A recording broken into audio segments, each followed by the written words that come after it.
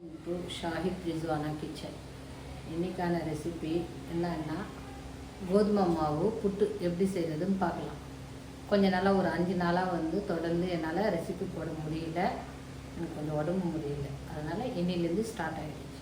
வாங்க ரெசிபி என்னென்ன வேணும். ஒரு 1/4 கிலோ எடுத்துக்கோங்க. உப்பு போட்டு மாவு பிசைஞ்சு வச்சிடலாம். ஓகேங்களா? பிசைஞ்சாச்சு சரிங்களா? இப்போது இந்த மாவு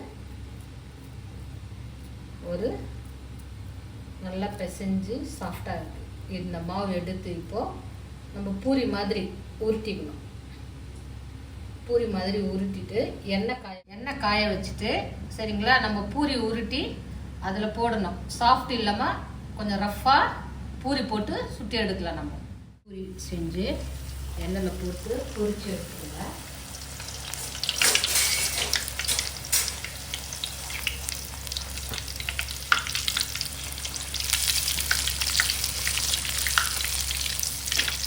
சாஃப்டாக வேண்டாம் சரிங்களா, சாஃப்டாக வேண்டாம், நல்லா மொறுன்னு பொரிச்சு எடுத்துட்டா போதும். நல்லா மொறுன்னு ஆகிட்டா நல்லா இருக்கும். முஸ்லீம் வீடுங்களில் கல்யாணத்தில் இந்த புட்டு தான் செய்வோம் அதிகமாக.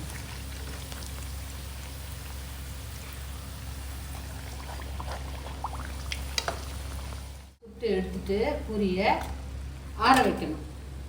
இது ஆறுனதுக்கப்புறம் நல்லா உடச்சி அப்புறமா மிக்சியில் போட்டு தூள் பண்ணணும். சர்க்கரை போடணும். அது வரைக்கும் இது கொஞ்சம் ஆறட்டும். இது மாதிரி உடச்சி எடுத்து நம்ம இப்போ மிக்சியில் போடணும். இது மாதிரி முறு சவுண்டு வரணும். போட்டு சர்க்கரை ஒரு 1/4 கிலோ சர்க்கரை எடுத்திருக்கேன் சரிங்களா. 400 ml 400 கிராம் எடுத்திருக்கேன். அதுவும் கொஞ்சம் கொஞ்சமாக அரைக்கிறப்போ இதுவும் சேர்த்து அரைச்சோம்னா ஏலக்காய், அதிகமாக ஏலக்காய் போட்டால் பிடிக்காது, ஒரு 4 ஏலக்காய் சேர்த்துக்குங்க. இது தூள் பண்ணிடலாம். முந்திரி போட்டுக்கோங்க, முந்திரி திராட்சை போட்டுக்கோங்க. ஏன்னா எங்கள் வீட்டில் பசங்களுக்கு திராட்சை பிடிக்காது, தூக்கி போட்டுடுவாங்க, அதனால் அது போடலை. நீங்கள் போட்டுடுங்க, அது போட்டால் தான் டேஸ்ட்.